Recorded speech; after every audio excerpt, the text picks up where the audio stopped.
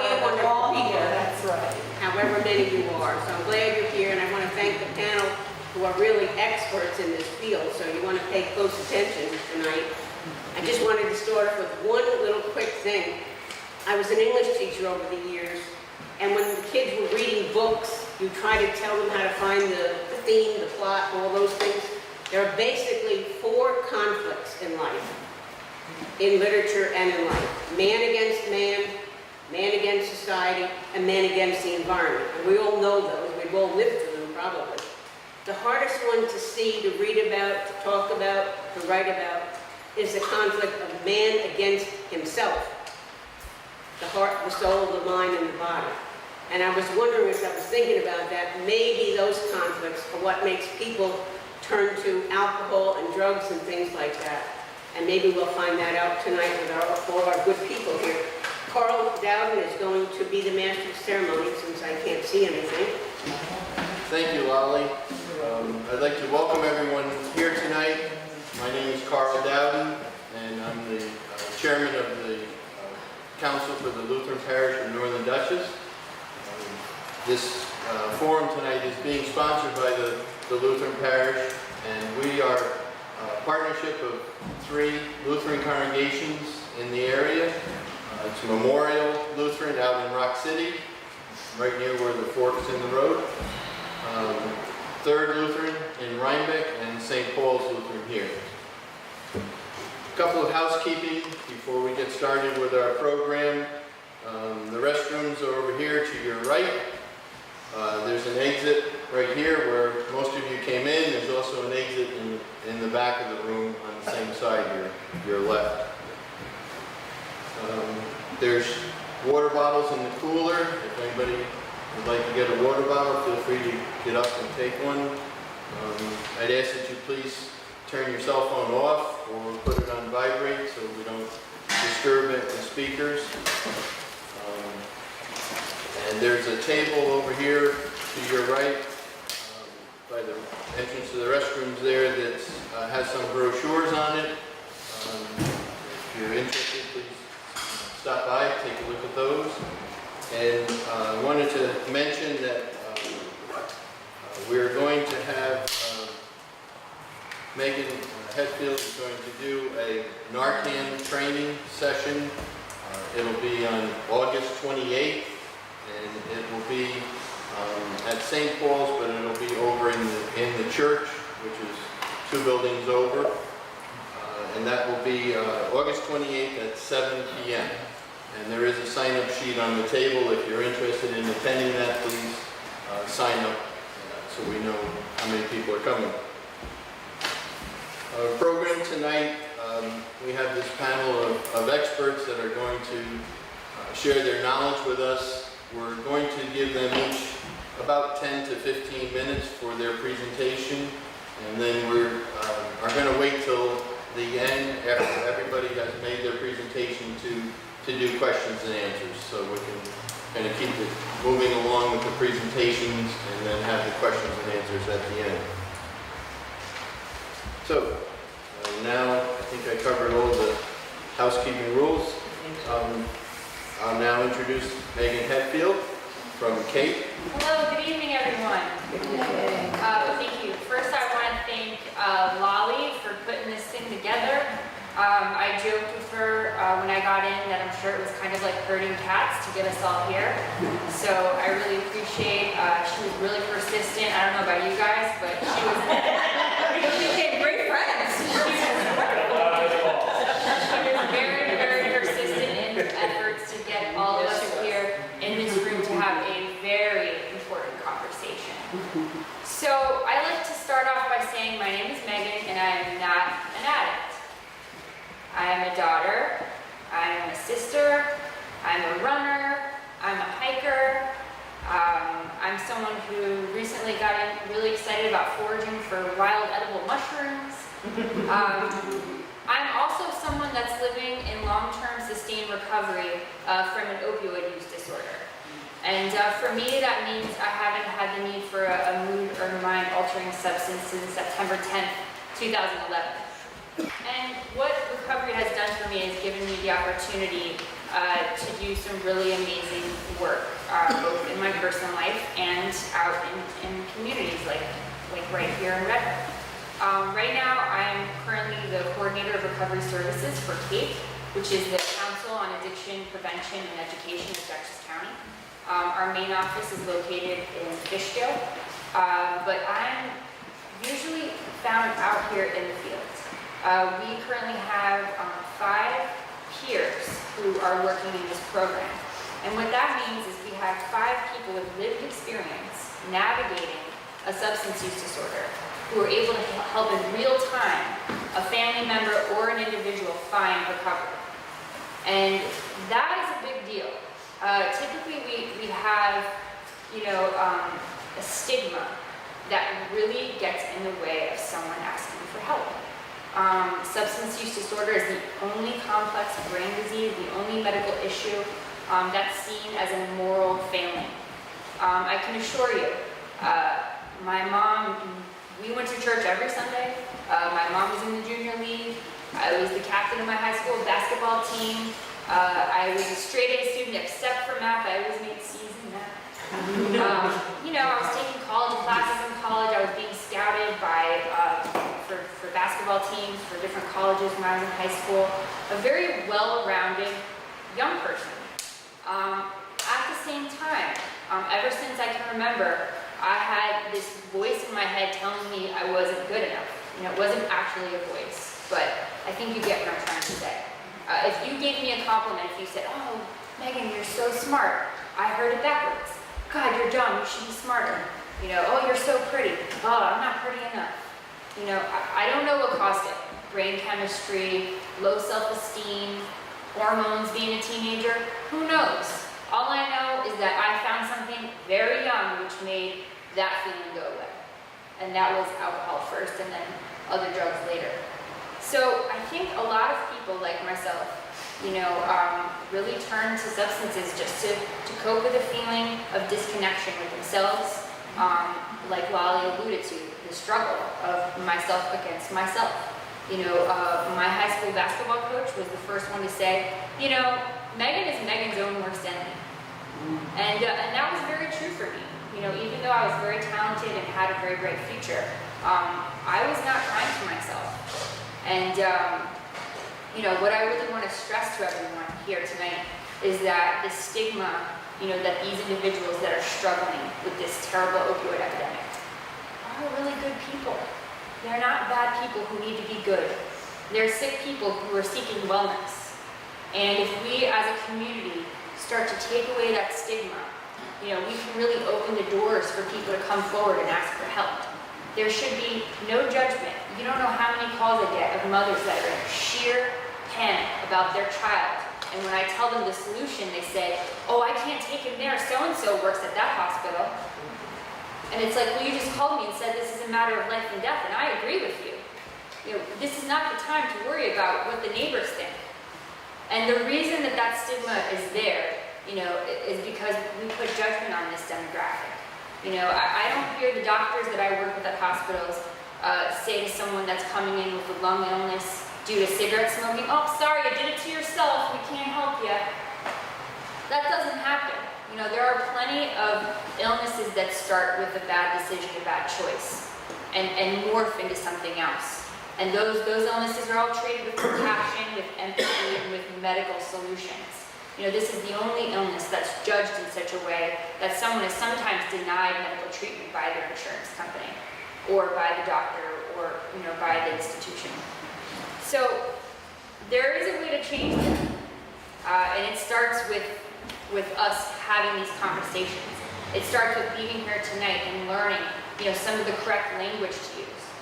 You notice I refer to myself as someone who's living in recovery, because if I come up here and say, "Hi, my name is Megan, I'm an addict," you guys might be like, "Oh crap, where did I leave my purse? Where's my wallet?" It has a kind of a negative connotation to it, and we really want to change that. There's plenty of literature out there that can illustrate that, yes, it does start with a choice, a bad choice, but eventually the brain chemistry is changed, and that reward system is hijacked. And the reward system starts to depend on substances for pleasure, for happiness, for functionality, as opposed to the regular needs and the regular things a person might crave. So I urge you to continue to seek education, to continue to seek forums like this, to sign up for the Narcan training, because you just don't know who in your circle, who in your neighborhood, who in your church has a problem. I mean, the stories are endless. There was a lawyer in New York City who OD'd in the bathroom. You know, there's a teacher who OD'd in the bathroom in Dutchess County. You know, there's no face to this. The face looks like anyone in this room. Matter of fact, correct me if I'm wrong, but if someone were to become unconscious in this room, oftentimes Narcan is the first thing that's going to be tried to revive the person. That's how prominent, you know, this illness is in our country. Number one cause of accidental death in America for people under the age of 55. Number one cause. So yes, there's a big problem here. There's a big problem everywhere. I grew up in Miami, born and raised. I know I did it backwards. I understand that.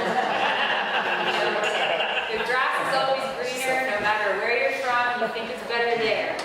So, and there's a big problem there. You know, I have colleagues and friends that work on the West Coast. Big problem there. Everywhere you go, Colorado, north, south, it's everywhere. So, you know, leaving here tonight, I urge you to keep in mind, you know, the stigma. That is something we can change. You know, we can change that today. Each and every one of us leaving here can change that today. We have the power to change that. Narcan training. You can get Narcan on your person, and you can save a life.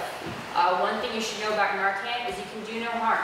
So if someone is in a diabetic coma and you administer Narcan, which is just a spray in their nose, it's not a needle, the worst thing you can do to these folks is give them a runny nose. You're not going to hurt them. It just won't work if it's not an opiate. So it's really a great thing to have on you because you just never know. And again, all of our services are free. You know, we have all these individuals out in the community responding to hospital emergencies, responding to emergencies in the community, responding to individuals that may not have found abstinence, but are still reaching out on a regular basis for help. And we can meet them where they're at and treat them as a resource instead of telling them what they need to do. We can say, well, what have you tried? Well, what would you like to try? Well, let's figure that out together. You know, we don't judge. We meet them where they are. There are multiple pathways of recovery. That's another thing that's really important to know. Once upon a time, the only solution was a 12-step fellowship, AA, NA, and those are beautiful programs. I'm not knocking them. You know, I have at times in my life utilized those programs, but there are now many pathways. You know, there's a Christ-centered pathway called Celebrate Recovery that meets at churches. There's a meditation group called Refuge Recovery that starts with a 20-minute guided meditation, and they read literature and discuss it. There's fitness-based recovery, people that use running, hiking, CrossFit, and get together and do those activities. So there are many ways to recover. So it's important to know that too. So if you're feeling frustrated about someone you know, oh, they've tried this over and over and it's not working, well, the good news is there's other things out there. And it's our job to really specialize and know what those things are. So I'm not going to take up too much more of everyone's time. I think we have some really great panelists here that can continue this discussion, and I'm very excited to have questions in the end. One thing I want to announce is there's a flyer on the table for a screening of a film called Reversing the Stigma that's taking place August 30th in Poughkeepsie. It's going to be a really great event. We're showing the film, and then we're having a Q&A at the end with people that are actually in the film that can tell you about their recovery process and what that looks like. So thank you very much for your time. Thanks for making it your business to be here this evening. So, my name is Hildenbrand. I'm the Sergeant Acting Chief for the Bogue Police Department. I do these presentations for a bunch of different fields. I do them for Bard College, I've done them for Rhinebeck High School, I do them for Bogue High School twice a year. I normally go around some of these forums and do them completely by myself. 10 to 15 minutes, I'll do my best. I'll talk as fast as I can. As fast to begin with. Normally, we bring a lot of examples and we show the community what we see. So when I do these presentations, I like to start them off with telling the community that lives in Red Hook what we see in Red Hook, what we're arresting for, what we're investigating to a certain extent, I can tell you. and what we see every day, what we see in our businesses, where we're seeing people come from, and just kind of educate everyone on, heroin, fentanyl, where the overdoses are coming from. And when you go places, public parks, stores in town, be conscious of it, be alert of it. So, the biggest thing, we do, obviously with Red Fire Company as well, a lot of times we're there pretty quick, and they're right behind us, if not they're with us, is we do have quite a few overdoses for the Red Hook community. The amount of heroin that we arrest for now, we arrest people for heroin just as much as we arrest for marijuana. It's everywhere, it's nonstop. One of my biggest messages to people that I deal with is I'd rather help you than arrest you. Helping you is forever. Arresting you is a Band-Aid for me. I can arrest you, you go to court for 6 months, you're going to be good because you don't want to get in trouble, your lawyer's telling you to stay clean, don't do anything stupid, don't get arrested, we'll get this ACD, we'll get this knocked down and off you go. In the meantime, obviously we hope they get rehab, they try to put them in the programs. Unfortunately, a lot of the programs have to be voluntary. What I try to do as a police administrator is educate myself on how someone feels when they're on heroin. I've never done it. So there's no way I can help you if I don't have an understanding of what it's about. So you'd be surprised, there's not many police departments that have this. So I have a lot of people that we brought back from Narcan. We recently had a young lady in town, Sqaud, she was 19 years old, she overdosed. And a local resident was going in to buy milk and saw her son blow the steering wheel. Smart, they called 911. As soon as we got there, my guys got her out, laid her on the ground, and they hit her with Narcan. I hit her twice, didn't have any kind of effect on her. She had been there for a little while. The guppy breath breathing had started. And that's the big thing, I'm sure the nurse will chime in on this, is, when someone's overdosing, it's slowing that diaphragm down from breathing. So those are the guppy breath, and then eventually they'll die. So she was overdosing, I hit her twice, I brought her back, she survived. She came in to see me about a week later, brought a card, and brought cookies for the guys that brought her back, right? So she sat and talked to me. It's rare that someone who overdoses or someone who's a drug addict will come in and talk to the police. That's rare. But that message has been very clear around it. If you put me in a position to have to charge you, I will. But if you put me in a position to help you first, I'd rather do that. So that message I make sure is very clear out there. So if you have a problem, your phone off, come see me. Because I'm not going to take that information and jam you up with it. I'm going to take that information and help you. I'm going to call her, I'm going to call Kate, I'm going to get you the resource that we have so available that someone might not know what's out there. Obviously we do because we do it.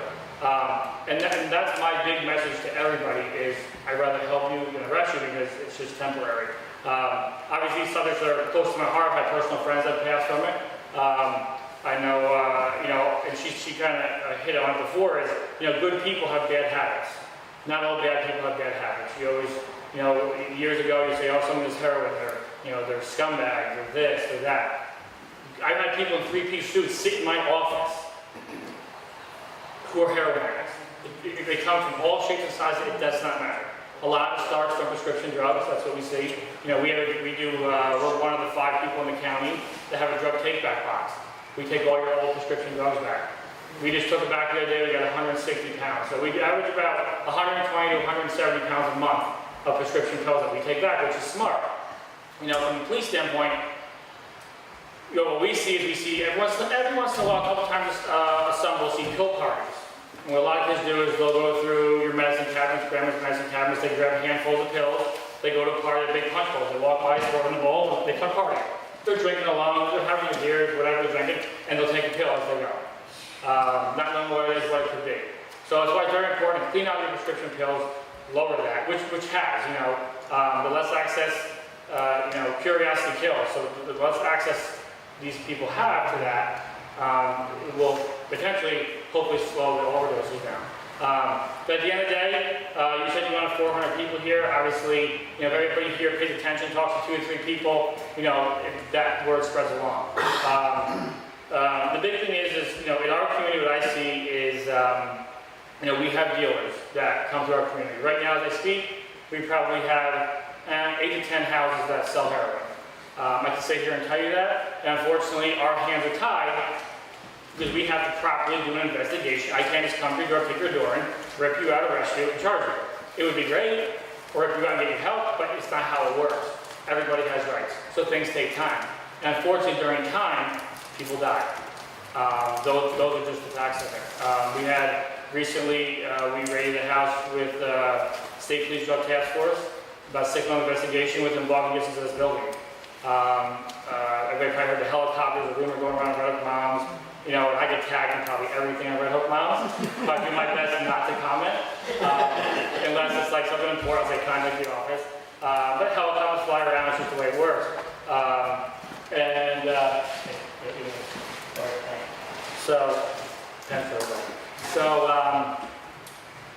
That house there was responsible for about 5 overdoses in 3 days.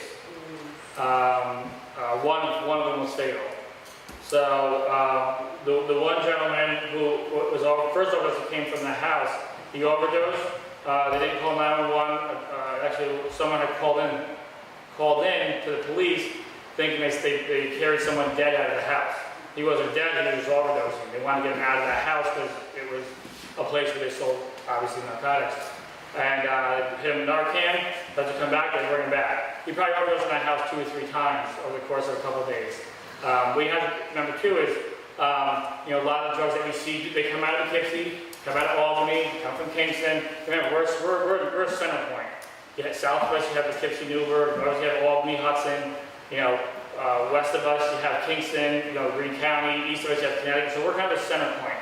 What we see a lot is a lot of people have gotten smart and stopped using vehicles, they use public transportation. One of the last arrests recently we had was at Dunkin' Donuts.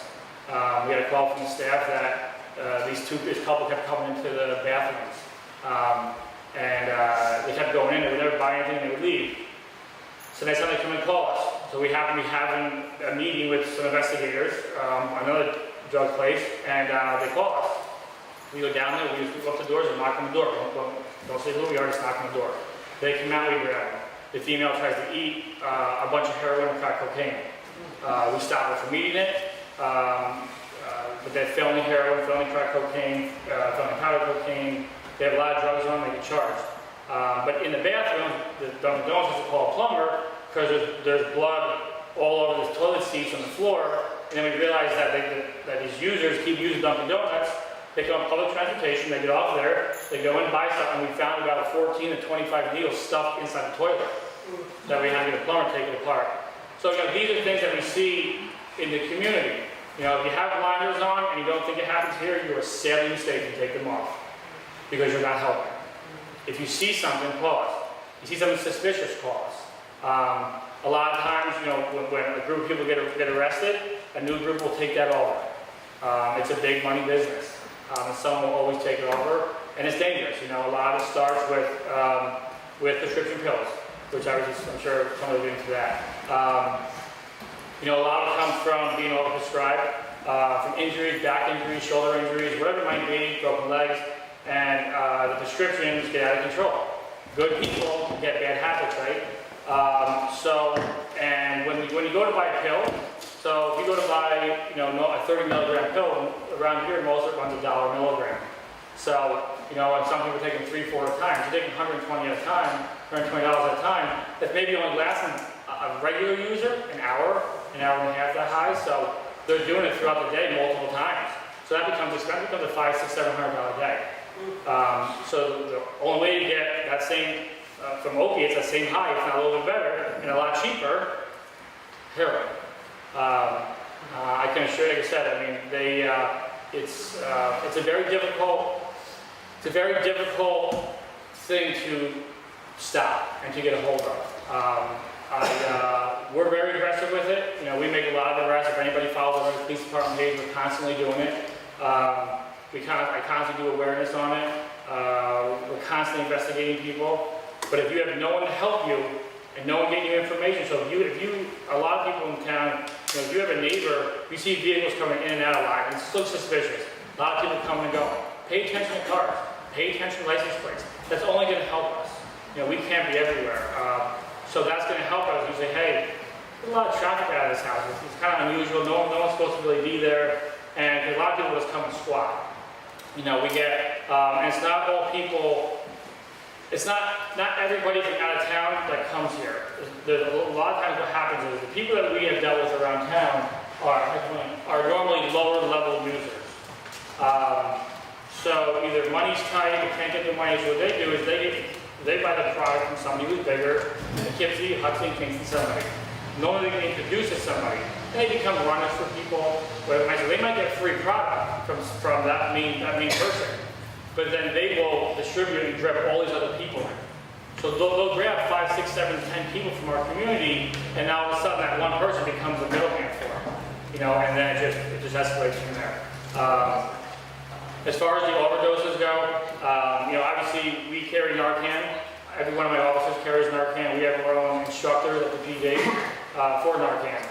Very important that people get trained in it, so I hope everybody signs up for that. It is very, very important. It's very easy to administer. It's like she said, it's a nasal spray, and it can't hurt you. When we go to calls, and I can't tell you the countless bars we've gone into, not all, but some, where I got people laying on the bathroom floor with needles stuck in their arm. And you got to remember, not all heroin users use needles. There's other ways to take it. A lot of people, you can snort it, you can smoke it. It has different effects on you. Smoking goes right to the brain. They all have different effects on your body. You normally see in a new user, they're snorting it or smoking it, where it will graduate to injecting. But pay attention. We see needles everywhere. I see them in our, not often. Oops, someone got mad at me one time when I said this, but I'll say it anyway. We've seen them in our local parks. We've seen them in a lot of parks. We've seen them in garbage cans outside gas stations. Employee changing garbage, it's everywhere. In the bathroom, some businesses become drop centers. Bathrooms, they walk in, leave something, next person comes in, and they exchange it that way. So it's very important to pay attention to it. If you see somebody in a car, looks like they're overdosing, it never hurts to call 911. The best thing we can do is say, hey, it's not an overdose. All these things are important factors. I'm trying to kind of skip around and hit a bunch of stuff. Does everybody know what causes the overdoses? What causes an overdose? We say it was a heroin overdose, but they're not overdosing on the heroin. They're overdosing on the fentanyl. Everybody, I'm sure I don't want to take it from the nurse. No. What she's doing. So, everybody know what fentanyl is? Fentanyl. Fentanyl, right, is one of the main ingredients in morphine, right? So it slows your heart rate down. And so these guys aren't chemists. What happens is especially here we see is they'll sell, 1 or 2 grams of uncut heroin. What happens is, or they'll have it where it's already cut with fentanyl. But they're not, you buy a product for $100, but you have to make $500 off that product. You cut it up, and you use it with cutters, right? So they'll use different cutters with it, and then they package it themselves. We see it in all different forms. Sometimes it depends on how it's packaged, we can track where it's coming from. Obviously through the state police, through their crime labs and stuff, they're a huge resource for us. We don't have, the drug police, but we don't have a drug unit, but we work very closely with the state police drug unit, which are incredibly efficient. So that's where the overdoses come from. What we're starting to see is in law enforcement is a big training thing went out is law enforcement officers overdosing from contact with it.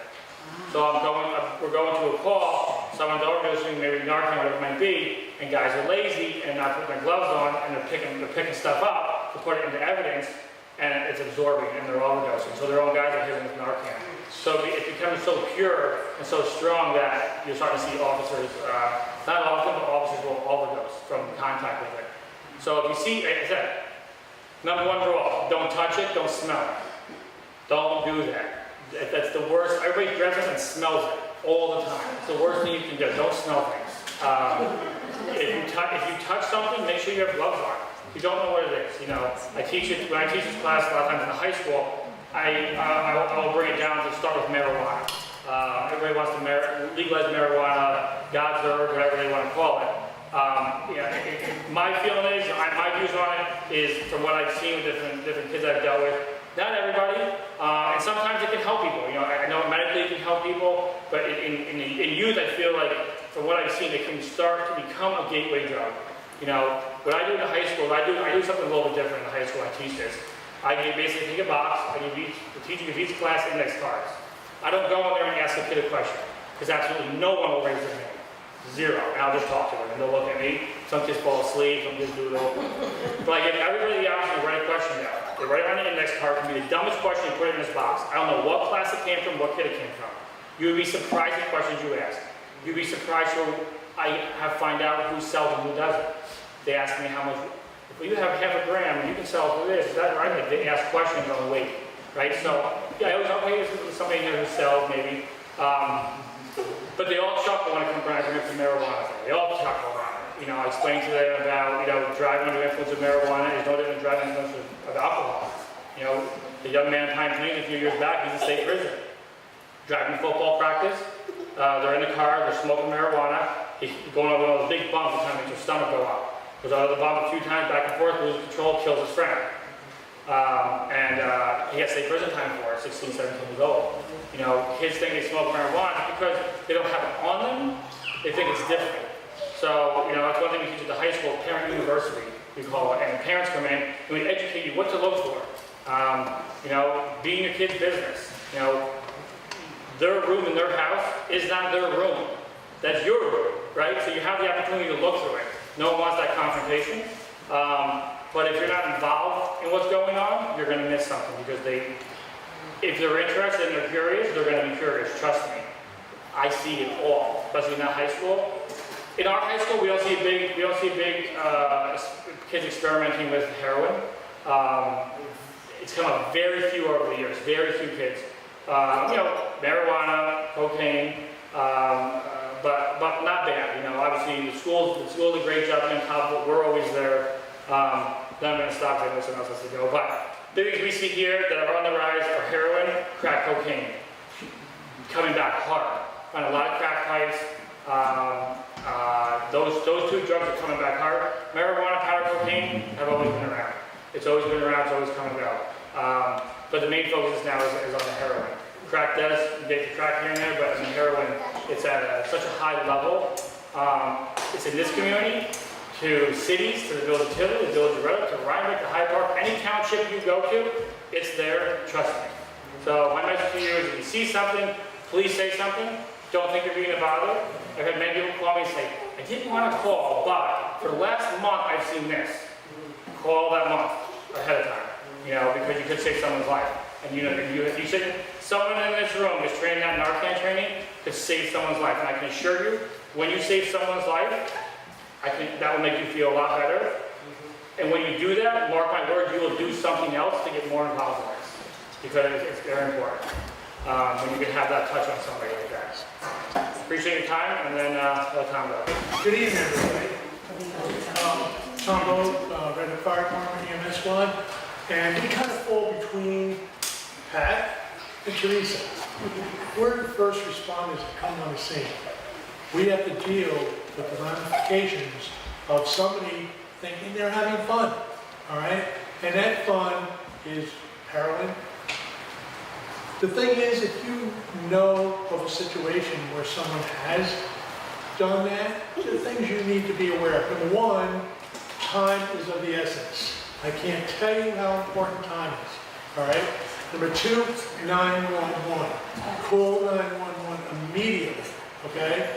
And when that happens, sometimes you may have to be doing CPR. You may have to be doing breathing for that patient. Because what happens is the person's respiratory system shuts down. The OVI, I may not be pronouncing it correctly, it shuts down.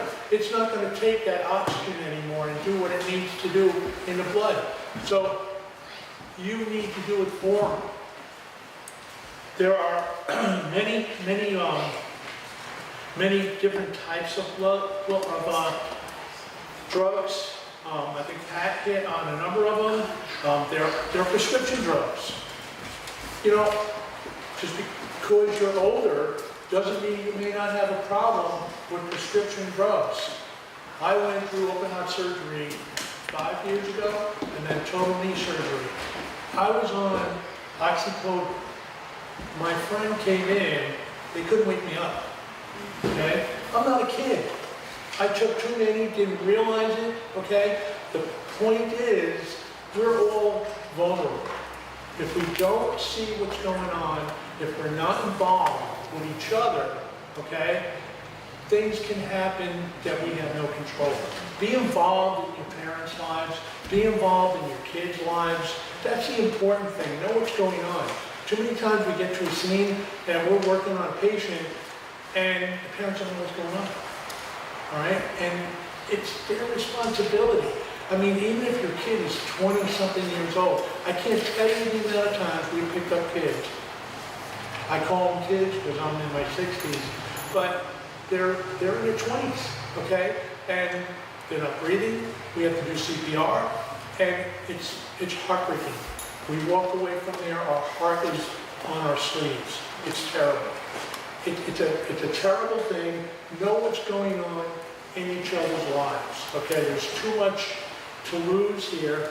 Like I said, there are different types of drugs, so you want to know if you've come on someone who you think is having a problem, you want to know what kind of drugs they're using. Are you using prescription drugs, oxycodone, morphine, codeine, depression drugs, list of opioids? Are they using recreational drugs? As Pat had said, marijuana, cocaine, crack cocaine. And then there's the opioid drugs that morphine, heroin, fentanyl. Now we talked about fentanyl. I don't remember, Pat, if you talked about cofentanyl. Cofentanyl, let me put it this way. Heroin is pretty potent. Fentanyl is 10 times as potent as morphine. Carfentanil is 100 times more potent than fentanyl. You add that all up, there's not much play to deal with here. So this is what you need to try to know what's going on, trust, and you want to know how they took it. Again, did they inhale it? This information becomes important to us because when we get there and we're having to use this thing here. This is Narcan. Now we were given 2 and 2. We're up to 4, okay, at this point. And what this Narcan does, it opens those little alveoli. I'm pronouncing it wrong. Rob, you can help me. Alveoli, right? It opens them up because they went to sleep. They went to sleep and they don't want to wake up. So you gotta kick them, okay, and get them to wake up. And that's what we do. Problem is, Narcan will help many times. There are times it doesn't, all right? Time is of the essence. There was a situation where I understand where they gave numerous doses of Narcan, and they still ended up doing CPR all the way to the hospital, and an hour on until the person finally came around. It's horrible. It's horrible having someone in the back of your ambulance dealing with someone who could very well have a productive life, and you can't do. There's only so much you can do. All right. Another thing you might want to know is we need to know how long ago it was, how long they've been down, and that kind of thing. Do they have other medical issues? Do they have allergies? Do they have other medicines that they're taking that they have worked in contradiction to what this heroin is, or what we're trying to do? Be aware, okay? There are, I have a printout here. I'm willing to hand it out. I'll put it on a sign. Megan from Kate has her resources available. Take whatever you can to learn about what's going on in the community. And like I said, it doesn't affect just the younger folks. It affects older folks also, all right? The most heartbreaking thing, when you pick up a 16-year-old and you can't do anything for them, because they thought it was cool, all right? Be involved in your kids' lives. Understand what's going on. I hear too many times other parents aren't involved. How do you not be involved in your kid's life? How do you not be involved in your parents' lives, in your grandparents' lives? We're all family, all right? Red Hook is an awesome place. To me it is. It's all about family. Sometimes we get going in the wrong direction. We don't pay attention to that family. And then we have to come, unfortunately, we're the ones that have to come on scene and deal with the ramifications of a person who's may not make it. But anyway, I won't take up any of your time. I do have these handouts, and please take a look at Kate, what Megan has from Kate. Thank you. So getting up all of these professional speakers. So I've never participated in one of these panels. Many of you know Dr. Sabi, I'm sure, right? Who tapped me on the shoulder 2 days ago. So do this for us, please. But I'm happy and I'm grateful to participate. So I'm not sure how many people utilize the hospital, so many, right? I see 2 employees here. But we really we're becoming very progressive. I mean, a nice little small hospital, but in terms of advocacy programs for the community, right? So Megan is an essential resource to us. And as we move forward, looking to have programs like acupuncture, other alternative options. We have an outpatient wellness center that offers alternative options, right? I work in the emergency department, right? So a little bit different than community care. So when patients are coming to us, they're coming to us in the acute state, right? And so the care is very different. The options are very different for us as opposed to going to your local doctor. So often I want to share with people that when patients come in crisis and you're with them, to help us try to get the care to the patient, if it's your loved one, who's really probably in a lot of pain, maybe in withdrawal, actively, right? And we want to help them. And we're always going to help somebody who's in active withdrawal. We're never going to say, well, you're in withdrawal, we're not going to help you, right? We help everybody. But we're always going to try to treat people with the least addictive substance when they have pain. And so for years now, probably since about 2011, the American Academy of Emergency Physicians and the Emergency Nurses Association, have been working in collaboration with the government to pass laws to help us and EMS to be able to treat people in the street, treat people, have first responders treat in the field, and to implement other strategies in the hospital that allow us to use different substances, right? So the CDC continues to put out guidelines for chronic pain management. So if you come into the hospital or your loved one comes into the hospital and we say, this is really not the best treatment for you, or we send you home with 3 days of medication and you're like, how is that ever going to help me? 3 days is never going to help me. What am I going to do next? Well, the reality is the literature is telling us that more than 3 days of narcotics, you have a high risk of dependence followed by addiction, right? And before that becomes a tolerance, right? So you have this dependence, and now you develop this tolerance, and now you need more, and now you're addicted. And now you're on the street looking for other substances. So, I mean, Megan has, I'll tell you, been a lifesaver. I mean, I remember a story she told me about a young man who we brought in not too distant past, who got admitted to the hospital, right, and was not ready, right? And Megan was gracious and went to see him. He just wasn't ready, right? He couldn't talk to anybody. He was scared to death. But he called her. She gave him his card, and she met him in the parking lot, I believe, and gave him some Narcan, right? So people are working together in communities all over the place to really help each other. I'm not from this community. I grew up in the inner city of Brooklyn. I made my way up here about 10 years ago, but I've been working in emergency nursing for about 20 years. And the list of stories, most people don't want to hear them, right? Because they're hard. I can share with you all the way up to Buffalo, a family member of mine who suffered from alcoholism for many years that we just learned about, and has been struggling in the most traditional programs, AA, and disability index. And I reached out to Megan, and I said, I know she's all the way up in Buffalo, but what can we do? She's like, you know what, here's a name, call this girl. And I called that girl, and she said, I really can't help you, but call this girl. And she didn't have too much information, so they gave me somebody else. And by the time I was done, I ended up with about 10 resources. And I think it was Hope. It was a Hope. It was like a different kind of a program, a little bit different than AA and NA. And And she loved it. She didn't want to go to these AA meetings. She didn't want to sit around and listen to people talk about their problems and how sad they were, and it's just not for me. So I'm not going.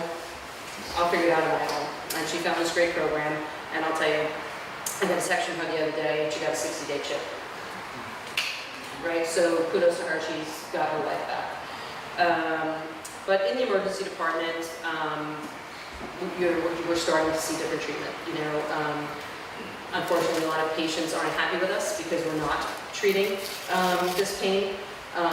Hopefully, we're going to be able to get them the treatment that they do need, right? I brought Dutchess here with me because she works on the inpatient unit. She's our social worker who works with us on the inpatient unit, not only to help our patients in the hospital, but then also reaches out and she can talk to us into the community to try to help people beyond the community, right? And I think what's important to know, too, for the emergency department is that we're a safe haven, right? And so I often tell people before they leave, because they don't want to stay, because they've had their life and they're entitled to leave, right? Because we're all adults and we're entitled to make bad decisions, right? So, and we can't stop people. So a lot of family members say, oh my God, I can't believe you just let my child walk out that door. And I can't stop them, and that's the law, right? And while we try very, very hard, we can't stop them, right? So, that's just the way it is, right? So we try. So do you want to talk about, you want to talk about the inpatient side? Sure. Yeah. I probably have a lot more to tell you, but not first time. I'm a social worker at Northern Dutchess Hospital. I've been there for a year and a half, and in that very short time period, I'm dealing with a lot more opioid use, just in a year and a half, which is really frightening. Another frightening thing is, so I work on the OB unit as well, so that's the labor and delivery, where women are delivering children. And now when I go to, if I have to call Child Protective Services, there's a special prompt now, it's a new one. If you're calling because of opioid abuse, press 1. And so that was never there before. So it really is a really high rise that we're seeing. And it brings an extra level of sadness, I think, for women that are pregnant, for all of us, right? Because we're thinking, like, you're not just affecting one life, you're affecting two. But I also think it's bringing more action and awareness. And it also shows how powerful opioid use is if it's overtaking women's maternal instinct. And I know there's a lot of guys here, but I mean, women's maternal instinct is insane. It can move a car. It can, you can physically do more than you could if you didn't have that. And it's even overtaking that. So I think it's just very serious. And we're taking it seriously. And I just want to bring up an example that happened this week. That I broke Megan into, and I'm so happy to have her in the community. So, being in the OB department, we have a high-risk meeting every month that we work with our outpatient offices that funnel into the women actually doing labor delivering in our hospital. And so one of the outpatient offices gave me a call, and she said, I'm really worried. I have a woman who's 35 weeks pregnant, so only 5 more weeks to go, roughly. And she told me that she's using IV heroin and she's looking for help. And so we immediately said, okay, what can we do? So I called Megan, so we're getting the conversation going. All right, what happens? And this is also new for me. I don't know that much about methadone and about pregnancy and withdrawal, and there's all these factors that you need to be taking into place. But we're seeing this as a critical emergency. So everything's turning. We're trying to get things into place, and still trying to get things into place. Although we did end up getting her somewhere. But basically, I was able to call Megan. Megan was able to be there at 3 p.m. the same day, even though I only called you at 11. I cannot believe how amazing that is. At the outpatient office where the woman was having an appointment. The woman didn't show up, I heard. So, so it was a little bit of a letdown, but we found the methadone treatment program that she can go to stabilize her before she can go for an inpatient treatment. So we're learning this as it's going on, because I didn't even know that was the protocol. I'm just used to dealing with people after delivery. And so she did get enrolled in the program in Kingston, the methadone treatment program, and she is hopefully going to be going towards inpatient treatment. But these are the situations we're working with, and these aren't terrible mothers. They're not terrible people. They're she's just a person, and she's reaching out for help, and that's why it's so important to take away that stigma. You know, she's not a bad mother. She's not. She has an illness, and she's reaching out for help. And so we're seeing it all the time, and it's crazy how much we're seeing it more than a year and a half ago. Very nervous up there, so I'm just going to add a few things. I want to be, it's very important that the community knows that at Northern Dutchess, we do not have addiction services, right? Not that we do not admit to stabilize. We will admit to stabilize and help to get patients where they want to go. However, often people are seeking treatment right from the emergency department to go someplace. I do have brochures over here for the Stabilization Center in Poughkeepsie. They have case managers, social workers, nurse practitioners. They can medicate patients there to manage their anxiety while they're there, right? And keep them safe. There's 8 beds for MARC, which is for alcohol recovery. And it's not inpatient. It's sort of like this great program that teaches you how to live in an inpatient recovery. And you can stay there as long as you want, as long as you participate, right? So it's a really amazing program. We will get you there, right? If you know somebody there, you're just like, just go to Northern Dutchess, it's right here. Like, let them help you, we can get them into a place. Cornerstone, they admit patients all night long, right? So there's some places that don't, but they will take patients all night long. Arms Acres, 4 Winds for children. There's not a lot of places for children, unfortunately, and unfortunately because of the crisis for mental health, the beds are usually full. Right? So there are times that we do have to hold patients in the emergency department until those beds become available, right? We do our best to get through that. I do want to also bring up a Good Samaritan law, which we sort of overstepped, but that actually protects you in the community. You know, people are always afraid, oh my God, there's all these drugs here, I'm going to get arrested, I'm like part of this thing, you know? But you're protected, the laws protect you, so when the sergeant says, if you see something, say something, don't be afraid that you're going to be considered part of that. If your children or friends or neighbors have a child and there's drugs in the house, they're not going to be arrested. As you know, there's a law that protects people. You can probably speak a little bit better to that, but so it's really important. People are protected. Yeah, we had an incident like that. There was an incident in Rhinebeck, and there was 3 people. They were all doing heroin, and there was 2 males and a female, and she was overdosing. They got nervous. They were at one kid's parents' house. They put her in the car and they were driving around. They drove past Dutchess Hospital twice. Never stopped. She ended up dying in the car. The Good Samaritan law, it basically was like I teach at the high school, Bard College, things like that. So when you're in a group together, in a group, and someone's overdosing, and someone's afraid to call 911 because you're all high, and there's drugs in the room. The Good Samaritan law was put in place so that basically, you call 911, you got to save a life and arrest you, like I said before, or rather help you and arrest you. So Good Samaritan law, I try to really preach that because nobody really knows that and understands how that works. So we show up, I'm not gonna arrest him if I can help her. The Good Samaritan law protects you on that, so that's something that's very important.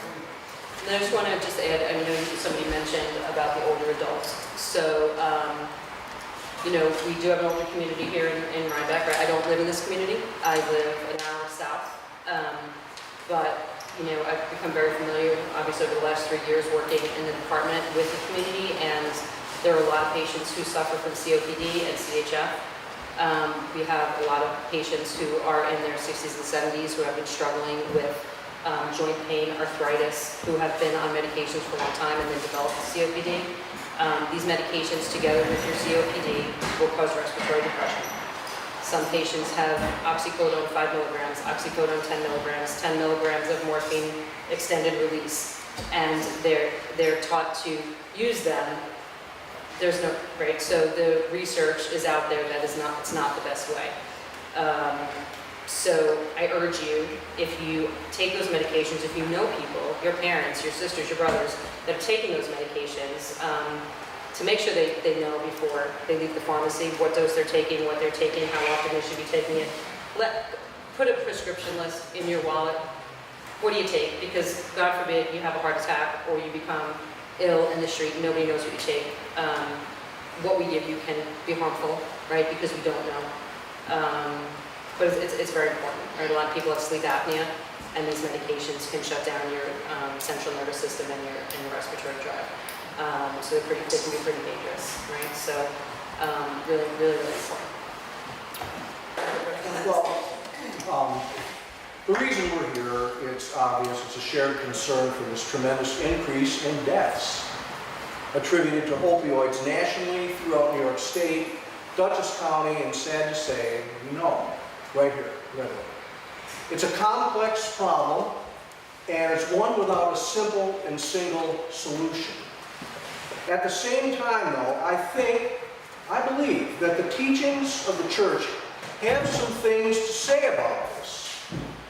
And I don't claim to represent the whole church, or even the Evangelical Lutheran Church in America, the ELCA that we are members of.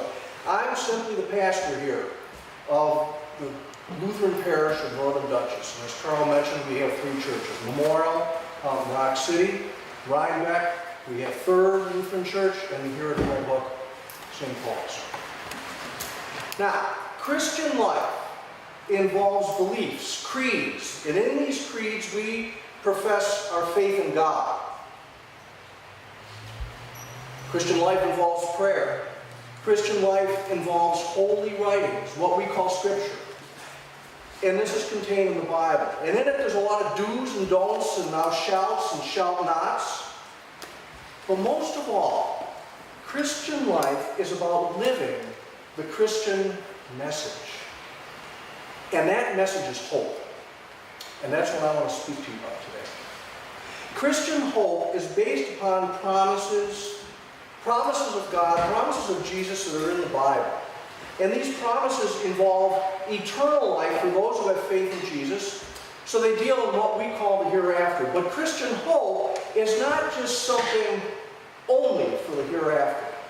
We're not meant to slog our way through life in misery with this promise of something good at the end. The message of Christian hope is for us in this life now. Now, Peter, the rock on whom the church was built, wrote that God has caused us to be born again to a living hope through the resurrection of Jesus Christ.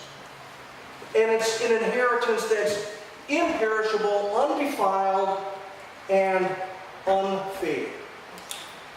So, because Christian hope is based on promises of Jesus, it's not merely wishful thinking. It's based upon expectations. And as a result, it gives us some ways to think about how we live right now. It's a beacon of light in dark times, an oasis of peace in a spiritual wasteland that we live in now in secular society. Now, the message of Christian hope begins with life. This is fundamental. We believe that God created all things, and that includes our very lives.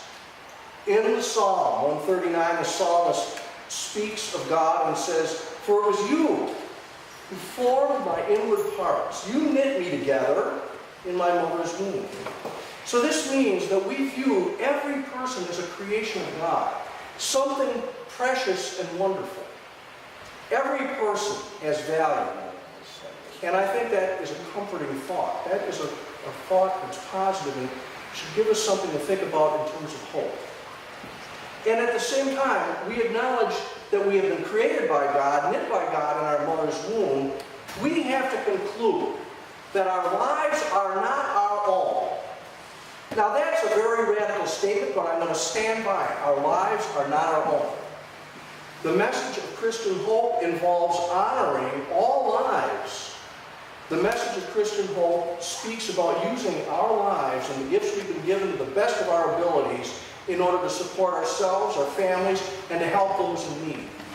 The message of Christian hope involves living then a healthy lifestyle and encouraging others to do the same.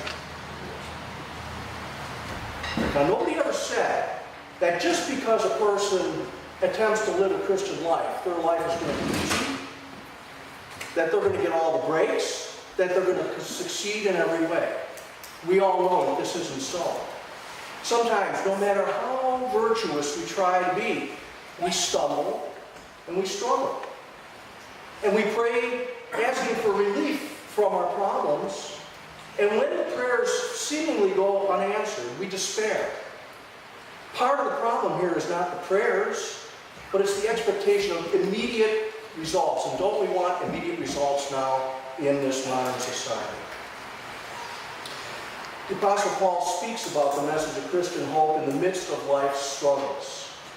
First of all, he calls for patience. He writes, "Rejoice in your hope, be patient.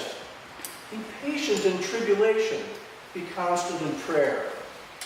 And of course, he exhorts Christians to rejoice in their sufferings, knowing that suffering produces endurance, endurance produces character, character produces hope, and hope does not disappoint us because God's love has been poured into our hearts through the Holy Spirit which has been given to us.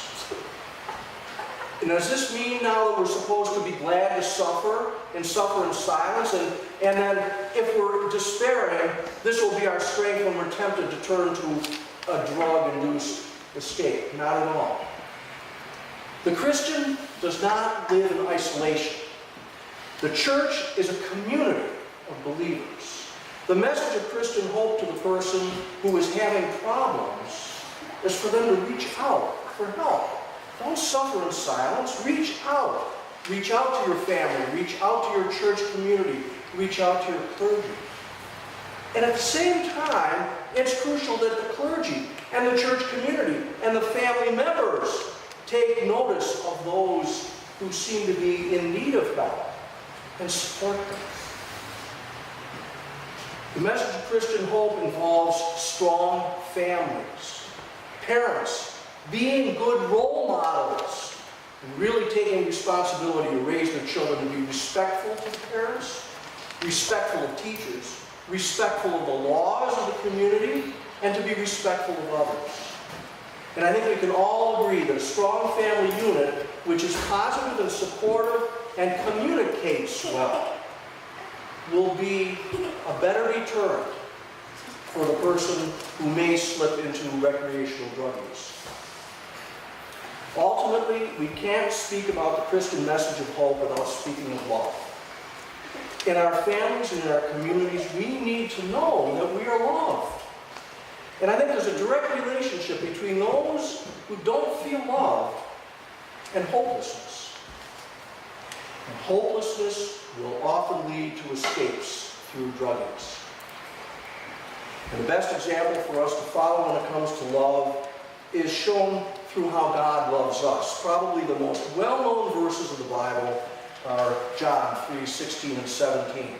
"For God so loved the world that he gave his only Son, that whoever believes in him should not perish but have eternal life. For God sent the Son into the world not to condemn the world, but that the world might be saved through him." And so for the person who has stumbled, the person who has made mistakes, wrong choices, the person who has regrets, and who of us can't identify with some or all of those categories? For that person, listen to what Paul has to say. "While we were still weak, at the right time Christ died for us." Why, one will hardly die for a righteous person, though perhaps for a good person one will dare to even die. But God shows his love for us that while we were yet sinners, Christ died for us. So based upon the promises of Jesus and the love of God for all creation, the message of Christian hope is that each person is a precious life, a life created by God. And because we're created by God, we're called to take the best care of our lives that we can. And because of the love of God for each of us, we are to care for each other and help each other. Sometimes that can be difficult, as when we see a person moving, maybe in the wrong direction. But if we care enough, we must be emboldened to reach out and speak the truth to them, but speak the truth in love. And if they slip, we are called to help them get back up and not condemn them. So I think that if we want to curb opioid abuse, we need to focus on a Christian message of love. Over the last several decades, our secular society has been very restrictive as to how and where we are allowed to spread that message. And I think you can see the results in this crisis that we face today. So, for those of us who believe in this message of hope, we need to double down and make sure that we are communicating it in our words and our actions and teaching it to our children and our grandchildren. And for those who aren't so sure about it, well, I invite you to start thinking about it. Speak to your local clergy. Come to church and hear the message of love, the love of Jesus for all people. Hear his saving message for all people. Hear his love for you. This is the message that must be spread. And we've got bookmarks over on the table there that have little verses of hope on there. And I encourage you to take them home. Pass them around. Give them some thought. Thank you very much. Thank you. Thanks to our panel. And we'll open to questions now from anybody in the audience who has a question. One quick one, Carl. Yes, For Megan, I believe, she mentioned Colorado. Now, since they legalized marijuana, has they had an increase in drug abuse? Is there any statistics on that? I'd be afraid to comment. I've read some conflicting information. Some say the opioid overdoses are down in states where marijuana is legal. And opioid use disorder is now a qualified reason to get a marijuana prescription here in New York State. It is being utilized to assist with some of the withdrawal symptoms and some of the chronic pain issues that come along with it. But I think the jury's still out on that over time, what it's going to look like. So I encourage you to do your own research and find out, what you all think about that. It's a hot button topic. Thank you. This is a question probably for Officer Hildenbrand, and we've got to make your titles right, and Ms. McGrath. Because, Ms. McGrath, you talk from the Northern Dutchess perspective that when people come in, you are not able to make a referral. You would encourage people to go to the stabilization center for a referral for treatment? So, now that we can't make a referral, we don't have the services on the premises within the hospital to treat addiction, right? So we don't have a recovery center. Right, so if patients come into the hospital and they have an acute event, right, and we do have to, patients have to be stable before they can go to the stabilization center. So your alcohol level needs to be a certain level.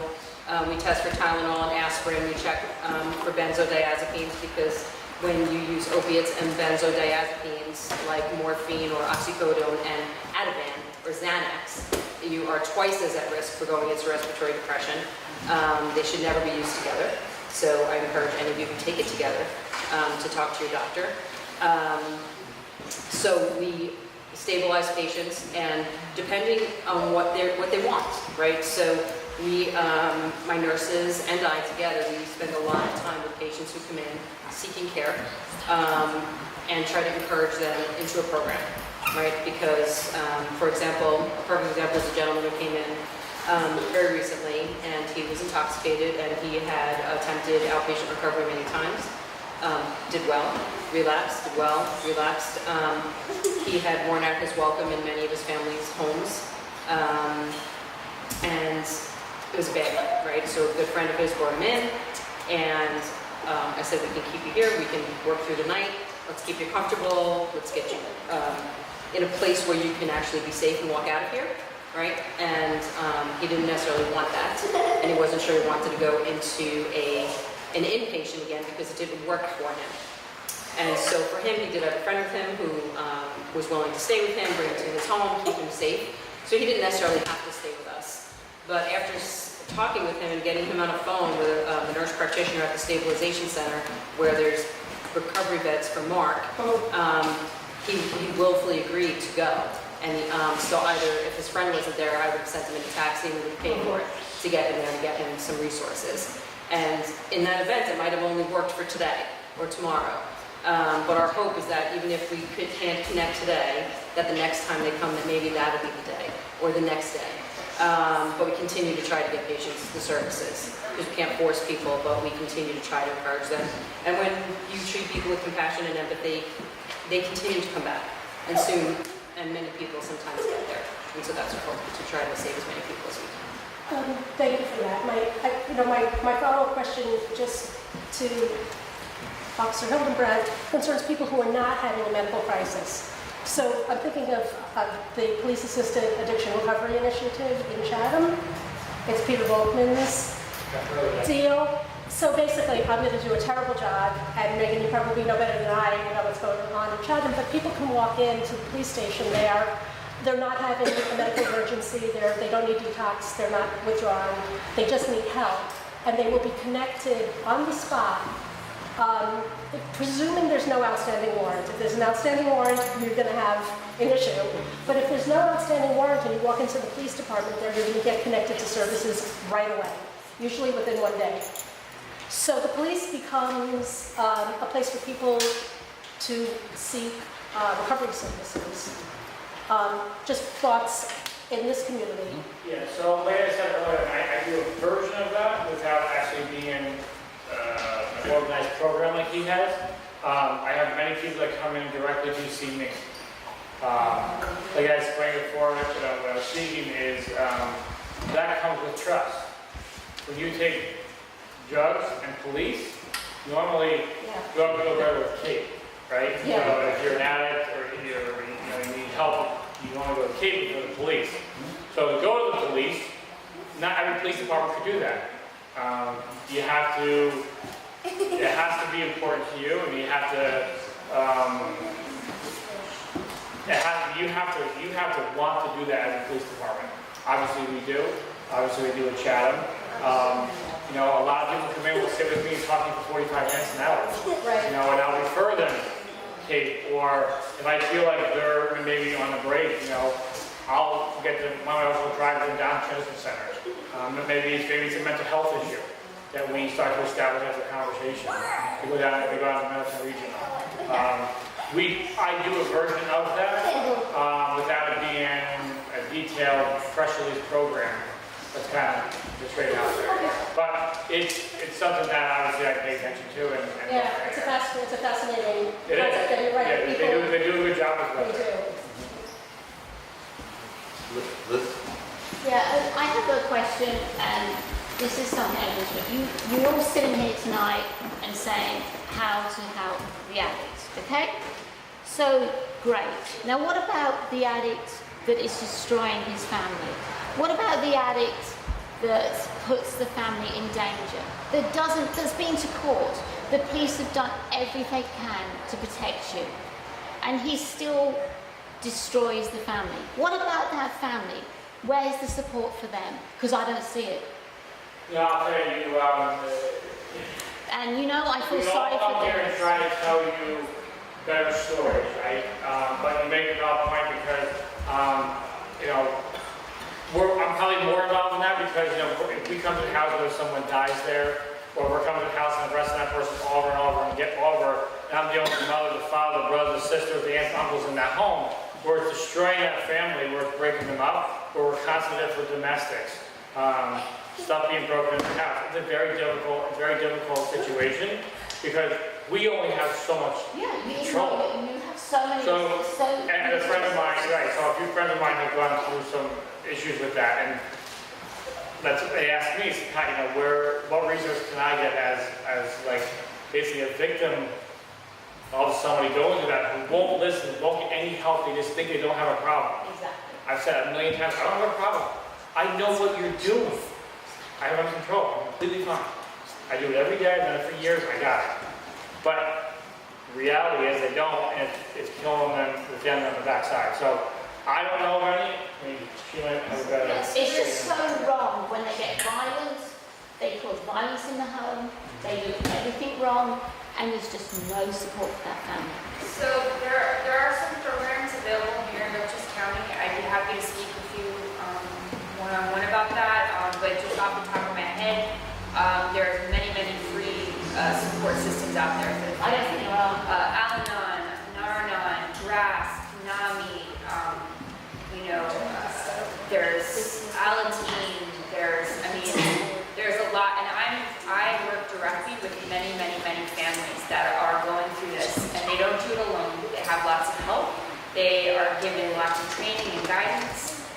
So I really would love to speak with you to see how we can connect and kind of give you some of those supports for whoever it is that you're speaking about. Because there is help out there. You do not have to go through this alone. There is lots of people that are going through it. This is a #1 health crisis we're facing in America. Believe me when I tell you, there's lots and lots of people that you can, identify with, share stories with, get help together. And there's a lot of useful information you can get on how to help and how not to help the person of concern in your family, so that the whole family can find wellness, not just the person of concern. Because like you just mentioned, it is a family illness. It affects everyone. So I'm sorry for everything that you're going through, and I'd love to help. And I would just piggyback on some, and there is a 1-800 number for domestic violence hotline that is available to every community. I'm talking about when you've done that, when you've charged them with domestic violence, and you've been through the system, and you're still in harm. And the police are so, they do everything they can, and they just can't do it. There's just, they can't. They try and try and try, but there's just no resources there for them. Like I said, I think Megan's point about Al-Anon services and Al-Teen services and Nar-Anon services, those are definitively support groups for families, people who have loved ones who are addicts, and what the end result is to the family member, and then the behaviors that family members take on, not only with the person who's in crisis, but with your other family members, right?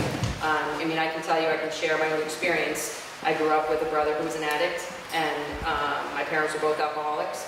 So very young, I was guided into Al-Anon. My parents were very functional alcoholics, so I didn't really have difficulty with my parents, but my brother was an addict very young, and he stole. I used to tape my money behind my dresser. I taped it in my shirt. I put it over here. When I spoke to my dad, he'd say, "Stop blaming your brother for everything. You probably misplaced it," right? So I went through this very young in life, and I was guided to Al-Anon, and then ACOA, which is Adult Children of Alcoholics. So I have been going to support groups I can share with you my entire life. And so then when I started dating, of course, my first relationship and second relationship and third relationships were with addicts, because it's all I knew, right? So, but I was lucky in life to have those supports, and I was able to remove myself from those, and then found myself as a nurse. And then I participated in big, sober groups. I went to Atlanta, Georgia, to a Narcotics Anonymous. I don't even know, it was a huge workshop. It was probably 50 or 60,000 recovering, people in recovery in this football dome. People from one day to 50 years sharing their stories. And I was able to learn for myself as a nurse and as a person in a family how to deal with my family members, and then how to help other people without being angry or, but part of the solution in my own home was that my brother couldn't live there anymore. And it was my father's hardest choice because he was only 17, right? And he ended up living with a family member, but it was tough. And today, I have minimal contact with him. I'm not really sure what he's doing. It's hard because this is your family, right? And you want to help. I help people all day, every day, right? That's all I do. When you can't help your own family member, it's tough. You feel like a failure. You feel like, oh God, this is my family. Why can't I do anything? But sometimes because it's the family you live in, you become, I became an enabler. And not to enable other people to use substances, but I enabled behavior, different bad behavior. And I probably did that with him too. Or enraged him because I blame him or something, just sort of escalated. And we don't really realize our own behaviors. So that's where those support groups come. They're very helpful to sit in an Al-Anon or an ACOA meeting and find that support from people who are experiencing the same things as you, and to not blame ourselves for the situations that our families in. I'm just going to add one thing to that that I want to share with you all. So we also have what's called the Center for Healthy Aging on our hospital grounds. It's actually across from the ER. It's a white building. It's called the Center for Healthy Aging. And it's anyone who's 63 and over, so there are some age restrictions. But there's a counselor, Allison Gould. She's absolutely wonderful. She's an LCSW like myself. and she's willing to see individuals and couples, and she accepts Medicare. She's one of the only, you really have to kind of go to a behavioral health center for people that have Medicare. So I definitely think in addition to the support groups, and I'm a therapist, but I think therapy is really helpful in that situation. If you're affected by someone, it's Not just talking about short-term the counseling. Big Okay, savings. okay. Right, but I think you're bringing with that some other things, and I just think for anyone who's with someone that it would be helpful. Short-term counseling is helpful, and we do have it available. I think you learn those ways when you learn with others, right? Because I'm sure you've done multiple things in your life, and you feel like you're banging your head against the wall and doing everything you possibly can. And sometimes it just takes some support. Sometimes we just need to find some strength, you know. And often you can find that from other people that just hit a trigger, like, oh God, you know. But it's very painful, and I'm sorry, because you know it's very challenging to go through those situations, especially when you're just trying to be compassionate and empathetic and love your family, right? You just give that all back, but you just feel like, why do you continue to take advantage of us? Why do you continue to hurt us, right? And unfortunately, you're not going to find those answers because that's the disease, right? It's an awful, awful disease.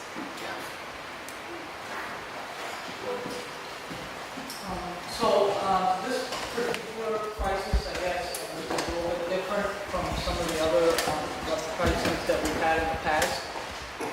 In part, seems to be a result of a gateway drug being a prescription drug.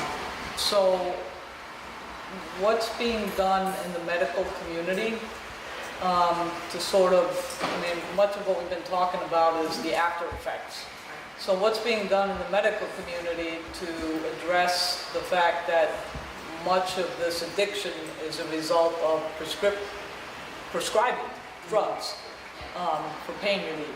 So there's lots of programs, and I can share with you that across the country, and probably other countries, you know, the American College of Emergency Physicians, they've been working with our legislators and passing bills to allow us to bring other treatment therapies into hospitals. Right now, we don't have them currently at Dutchess, but hospitals are beginning to implement nitrous oxide therapy, trigger point injections for like pain. But we're looking at trying to get people into alternative treatment programs like acupuncture, massage therapy. It would be nice to see those covered by insurance when patients are in the emergency department or, in the hospital as opposed to outpatient. But when it comes to just right at the heart of it, if a patient comes into the hospital with chronic pain, the emergency department is not the place to treat chronic pain. And we try to get patients connected with chronic pain management doctors, and they develop contracts, right? So they try to treat the pain. If somebody comes in with acute pain, and we have plenty of people come in with real pain. There's people come in with kidney stone pain, or they have a fracture, or they have real issues, right? And they are treated usually with IV pain medication, and then sent home with a prescription. Back in the day, we used to send patients home with a couple weeks because they couldn't get a prescription, right? And so today, we learn from the evidence that more than 3 days really creates a problem for patients, right? People can start to become addicted. So we only send patients home with 3 to 5 days of medication, and ERs are now trying to facilitate those, help to make those appointments. And we're not completely there yet, I'll be honest with you, but it would be nice if we could get there, right, where a patient wouldn't leave the ER without a follow-up appointment. But we're just not there yet, right? There's more training for physicians. They have to take a certain amount of continuing education credits to learn about the opioid crisis and what the options are for synthetic and pure opiates and the effect of them and what all the studies are showing and how we better manage our patients. The other thing I'll share with you is a prescription program. So in the emergency department, it's called an I-STOP program. So before any physician can prescribe a narcotic to a patient or administer a narcotic to a patient, they must look up the patient's use or prescription use. So If I put your name in the computer as a physician, I'm going to see every narcotic prescription that you filled in the tri-state area. So I do have patients that come in and they have prescriptions from a few doctors here and a few doctors there and a few doctors there, and sometimes, you know, the pharmacists are are more in line, right? They know who their patients are. I've had pharmacists call me to tell me that, you know, they have a prescription for somebody, the patient's been arrested. We have to be very careful. There's only so much we can engage in, right? Because patients are protected, right? There's HIPAA laws. There's only so much we engage in. But if a patient comes in and they're on that iStop program, the doctor will go in with a list and say, I noticed that you've been taking all these medications, you have all of these prescriptions at home. Are they not working for you? Right? Are you using them and are they not working for you? Because I cannot prescribe you any more medications and I can't even administer them here for you because you have plenty of medications, potentially more, that if I add medications to that, I could, you know, possibly harm you. Right? So that's a huge safety mechanism in the system. And we can also now see from the emergency department, we can view anybody's medication. So if the pharmacies are participating, and there's still some that haven't joined yet, but in this area most have, I can see whatever prescriptions you've had in the last 12 months. So you may come in and say, oh, I take this little yellow pill. And if I go into the view, because maybe some people just don't know, and I can say, oh, that's, you know, lisinopril, you take lisinopril 10 milligrams, right? So those safety mechanisms are in there for prescription. And I do think if we personally, as a nurse, I think once we start to see more mental health services, you know, I just read an article the other day that talked about 3 or 4 different programs, $1 million here, $1.5 million there, $2 million approved in the budget, or the enacted budget, to help us with mental health services for our community, right? So I think that will help. I hope it will help because there's really no services that we can actually get people into as quickly as we'd like them to, you know. I actually had a woman come in and she needed treatment very desperately. She was probably about 20 weeks pregnant, which makes her immediately eligible for any bed anywhere, and she needed to be in a methadone program. And the Lexington House in Poughkeepsie had 150 extra patients in there, and they said that they could not put another body in there because it was a fire hazard. But they went beyond their maximum capacity, and we literally could not even bring her in. So we had to treat her in the emergency department, and I couldn't get her into a program. So that's how bad it is. There's just the services aren't available. Lalo, do you have a question? I have a question. The way this all started is I was talking about when they take folks to the hospital in the ambulance who are overdosing. Yes, they're not dead yet, but they're overdosing. They don't have to stay. They don't. And I said, that's why I ended up talking to you, Teresa. I was like, how come they don't have to stay? Is that a law? Can we circumvent, change, complain about the law? They don't even have to go to the hospital. Once we give them Narcan, they come around, they tell us to take a walk, and not go with us. There's no law that can force us to take it. I do want to share that for people that know persons who are struggling with addiction, who use Narcan, it can wear off in about 15 minutes, right? And that is correct, and you overdose again. And you can overdose again and again. And it just depends how much drug is in your system. So we try to educate patients, and often people have to be admitted on what we call a Narcan drip, a continuous low dose over it, like the morphine drip or something, to keep them stabilized. I mean, I know there's freedoms in this country, but better than safety and freedom. That's what I said before, people have the right to make poor decisions, right? We're all entitled. Yeah. I have a question about the administration of it. A loved one of mine is an addict. I carried her. I never had instruction on it, read the directions, I've never had to use it, but the prescription is 2 doses. After having talked to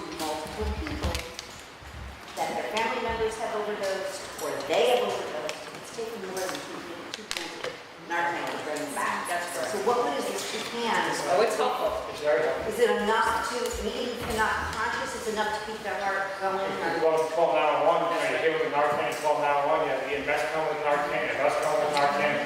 We might hit it with our two, Okay. you know, and then That's we fine. hit with our two, and another officer shows up and hits them 2 more times, and these guys show up and they'll hit them again, you Okay. know. Well, this is the nasal stuff. Yes, it's short acting, And, but we you know, I continually carry give it. it and they say, well, you know, you can fill it 6 months. I'm like, okay, I would like to have 4 of them on me, but I, you know, prescription or the insurance company, I'm not sure what, only allows the 2. You should come to the training so that when the doctor, something doesn't happen, you're reading instructions. And you'll get another I test. signed up. A free kit. Yeah, My loved one doesn't live with me, but That's okay. I do see this person, yes, Never as know. often as possible. Thank you. Yes. I'm hearing a lot of, you're talking about stigmas, and I'm hearing a lot of blame being placed everywhere. But I don't hear anybody talking about the drug companies. What are they doing to alleviate the opioid? They're making a fortune.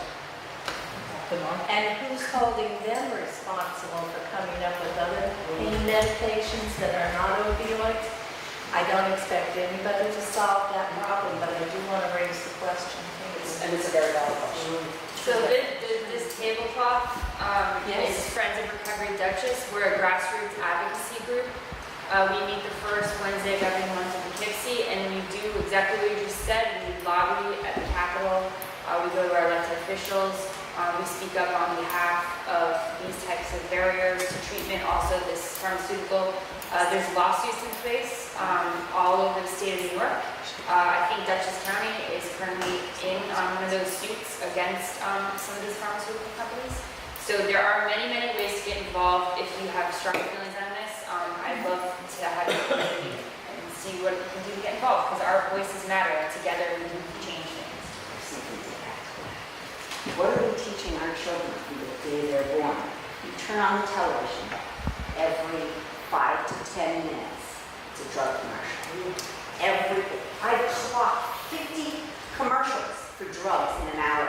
You gotta remember too, For everything you imaginable. know, my daughter said, you know, surgery on her teeth, right? So, as we're young, growing up, we got sick, ear infection, whatever it might be, and the doctor prescribes a pill, a prescription, we go to CVS to pick it up, open the bottle, prescribed from our doctor, right? So it's good for us, and from our doctor, we take the pill, right? So what I've seen, especially younger kids, is they're not fearful of the pills.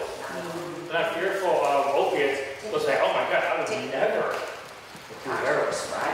But they'll take the pill, right? Because it's what we were trained to do, you know? But again, without it, we can't heal, so we still need it, There's right? a lot of things we can heal from that.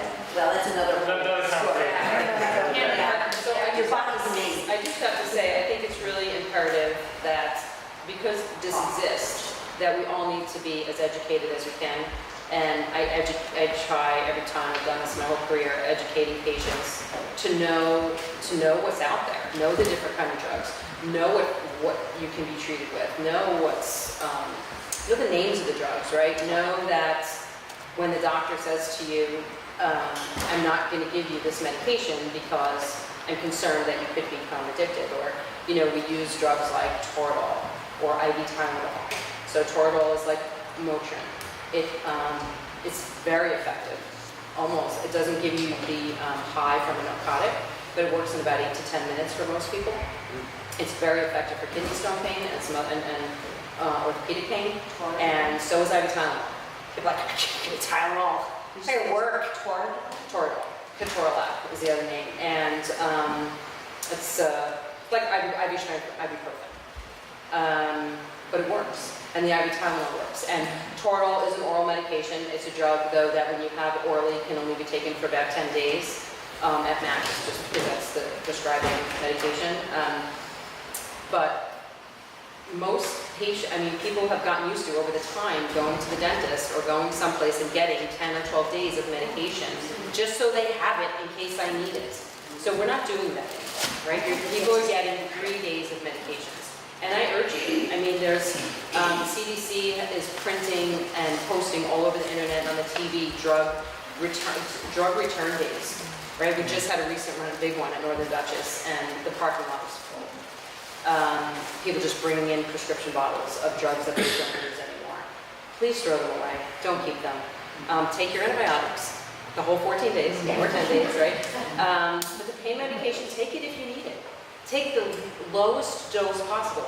Even if we give you a 5 milligram tablet, if your pain is just a little bit, take half. It might help, right? You have it there. You can take more. Don't take what you don't need. Don't take it just in case. Once we try to teach patients when their pain is starting to escalate, when somebody's admitted to the hospital, let us know when you're starting to feel that pain again. So it doesn't get so bad that it takes so much to treat it, right? So when it's at like that 3 or 4 level and you say, oh, here it comes, take a low dose, right? Take a small amount more times a day than a big dose that wears up in 2 hours and I have to take a bigger dose again. Try to manage your own pain as effectively as possible. I understand if you're in chronic pain, but so many people, oh, I have a little headache, and swallow 3 Advil. Well, I'll tell you, chronic pain is our worst problem today, and you know, some people have real chronic pain syndrome, some people have chronic pain secondary to depression, and so there's alternative treatments out there. There's acupuncture, there's massage, there's yoga, right? And some people sort of think they're like, you know, but there is, and there's spiritual services, you know. I mean, I think it's very real. I know a lot of people who have gone and have never gone to church or been involved with anybody spiritually, and they've come off their medications once they start some alternative treatments, once they get enough education and are geared in the right direction. Does wonders. I think another thing to keep in mind is keeping track of your friends, your parents. I can't tell you how many times I've walked into a situation where an old person on the counter, they've got 20, 30 different pill boxes. I mean, God knows. And so try to help them figure out, maybe help get rid of some of that stuff. My mom's going to that manager. I started setting up her. So there is many issues come from pain management, but it also comes from a different type of pain management where people are struggling there for a variety of reasons and they're looking to dull that pain. And so I think we have both a crisis now because we have so many addicted people, and we also have the question of how do we prevent. And I guess my question for the panel is, we have wonderful services like Kate. We have Northern Dutchess who's doing work. We've got the stabilization center. We've got Sergeant Hildenbrand that's you know, looking to help rather than lock up. And what I'm wondering is where, if we could focus our energies, our efforts, our funding, where would be the best place to put it? Because we can't necessarily put it everywhere. But My personal opinion, I think in the schools. I think the schools need social workers, not just for patients. We just talked about this when we had coffee. Many schools have social workers just for patients or children with special needs. And those are just the identified children with special needs. So the ones who haven't been identified don't get the services. And then there's no time for the children who are truly being bullied, right? So we know bullying is a problem. We know that anorexia is a problem. We know bulimia is a problem. It exists in a very terrible way. But those issues are not being addressed because the services don't exist. Parents are working today. They're working 2 and 3 jobs. They're not home all the time with their children. By the time they get home to their children, right? I mean, I don't have any children, but I know this is what I hear from my patients. And they're struggling, right? They're struggling. So I think if there were resources where the children weren't only seen if they needed something, but that there was this, you're going to see me twice a month, and we're going to connect, and I'm going to know what's going on with you. I feel like that our children might be better served so that they could really learn to trust and know that there were resources that when they went to somebody, something would actually happen and they could get the services they need, along with mental health. Yeah. But I would love for Karen to be running for the state assembly. actually state senate. State Senate. All right, congratulations. Vote for her. Congratulations. I gave a talk February. You know, February. Tuesdays.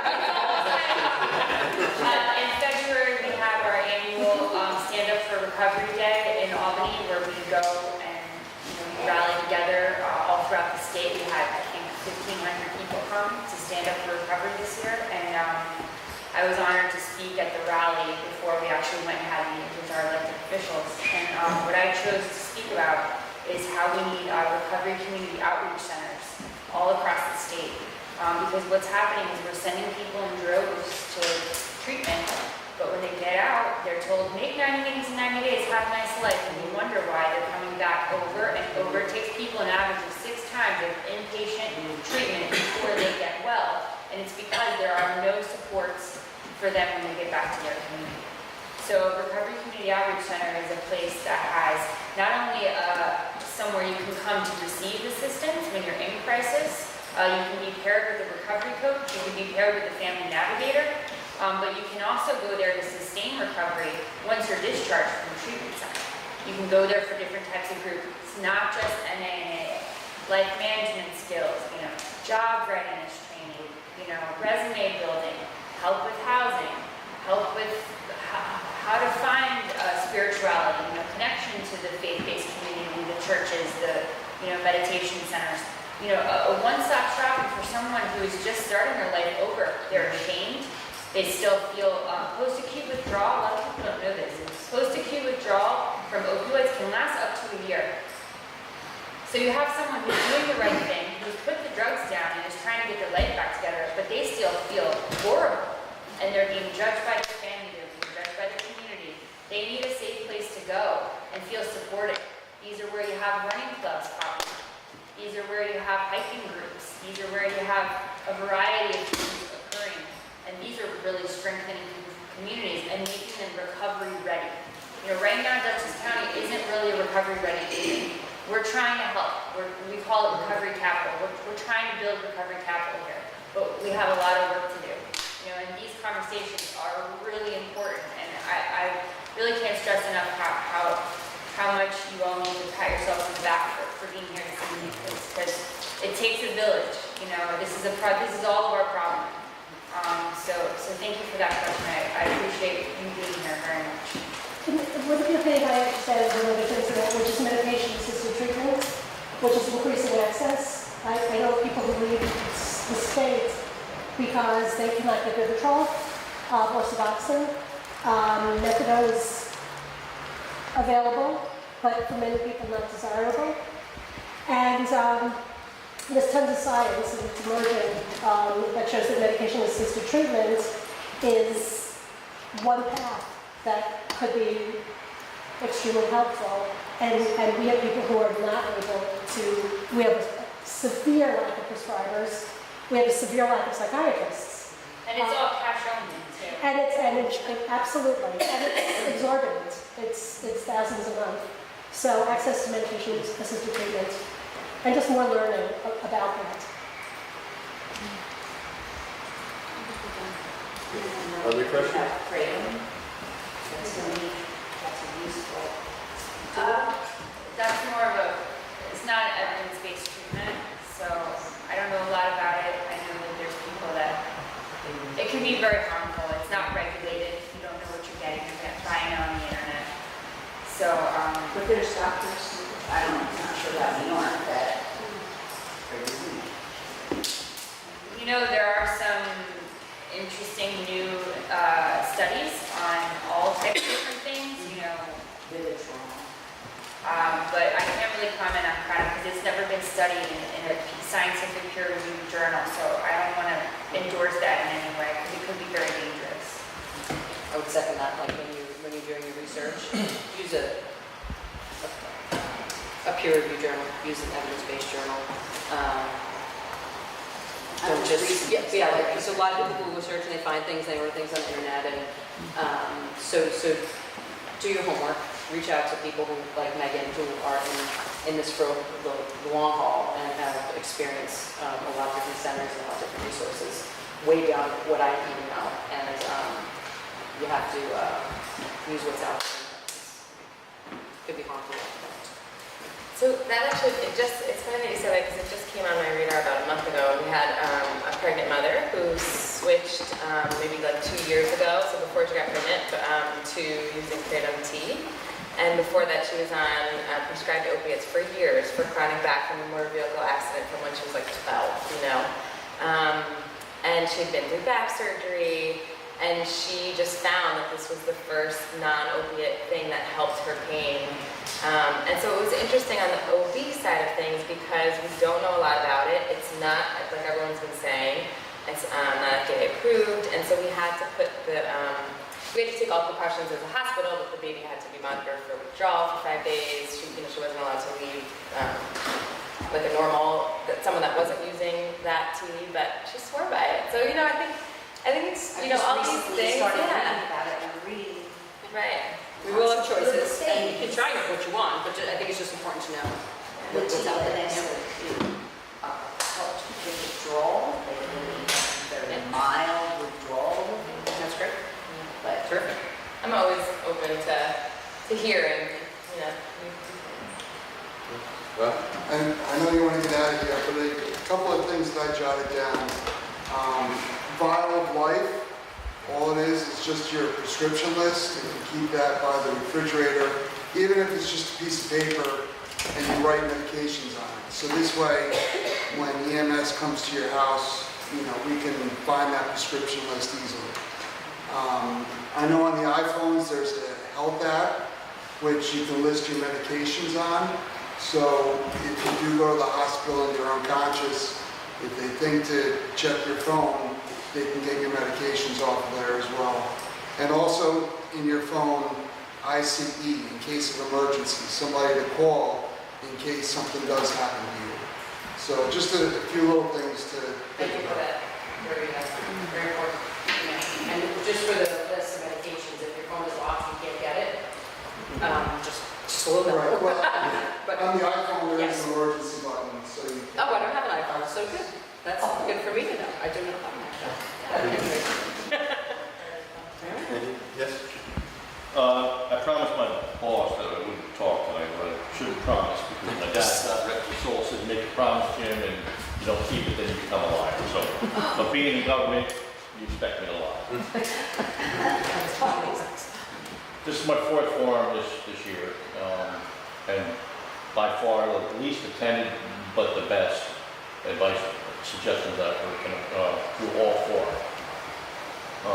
The one young lady that talked about what can we do being proactive, you know, or can we get into the schools, and as much as I agree, yes, we need to definitely be proactive and start first, second, third grade, because I know from 10 years on, they're already addicted, you know, from 10 to 15, there's programs, Roseville and Messina, you know, takes care of kids at that age, 10 years old, that are addicted to opiates and other drugs, from grandmas and grandpas, for getting hurt on the field in sports. So you can be proactive, and then you need to follow up after treatment, like Nathan talks about, you know, resources after treatment. 14-day treatment, 21-day treatment, 30-day treatment, most maybe 28 days, something like that, is enough to get you to start working on the issues. Once you get the drugs out of your system, 7 to 10 days, all the rest is how you're going to react, whether it's mental, physical, spiritual, emotional. You know, Father, which is the first time I've seen a reverend at any of the forums talk about hope, and it was a very powerful message. From the chief, I heard love. This is a very, very tight-knit community. Red Hook, it's rural, it's quaint, but the passion from the chief tonight, where he goes to any lengths, and I would hope most police departments would, but it was extra special hearing the lengths he goes to. The people coming in 120 to 170 pounds of prescription drugs on a month is unfathomable. That's a lot of weight. That's a lot of medication. The young lady for social services. The services are here in Dutchess County. We definitely need more once they come out of rehabilitation. More recovery houses, more recovery coaches. 5 recovery coaches making it for 297,000 people is deplorable. So the more that the community, like this community, is proactive in getting resources and how do we help, interventions are a wonderful thing. You know, lady says she has a chronic problem with a person relapse. relapsing and they're outraged, they're in the family and they're just acting out, doing all these bad behaviors. Intervention is a good thing to have. It's not the answer, it's not a one-fits-all. Tough love, you'll hear tough love, throw them out of the house. Well, a tough love isn't a one-fits-all. So getting knowledge from the people up here doing the forum tonight will help us in the community, help our friends, our family, our brothers, our nieces, nephews, cousins, because it's affecting everybody, the grandparents, right down to the kids in the grade school. So I just want to thank the panel tonight for coming out and carrying messages that they have. That's all. And I just want to say, Megan's got her resources here, but if people take them and they lose the number, you would just call the emergency department. You don't have to come in, just call. Ask for her number. We have it right in the Rolodex. We have all the numbers for all the services, and you're always welcome to come in. You may not need emergency care. You just may need some help, and we're there for that. Okay. When they're coming out of rehab, they don't have resources, they don't have a job. They might have a job skill, but someone saying, hey, I want to really go back to the people, the places, and the things where you came from. You're talking about starting another life. I've had the opportunity to do it twice. I don't have a third recovery in me. So social services is extremely important. Halfway houses, three-quarter houses, mark houses, boulder house, dowling house. I don't care what kind of house. Get people back up on their feet, become productive members of society, which is what we want. We want our kids. To me, they're all kids alive. But it's just tearing our family apart. And being here tonight, you're doing something about it. So I want to thank everybody for being here tonight. Are there any other questions or comments? Well, I'd like to thank everybody for being here tonight, and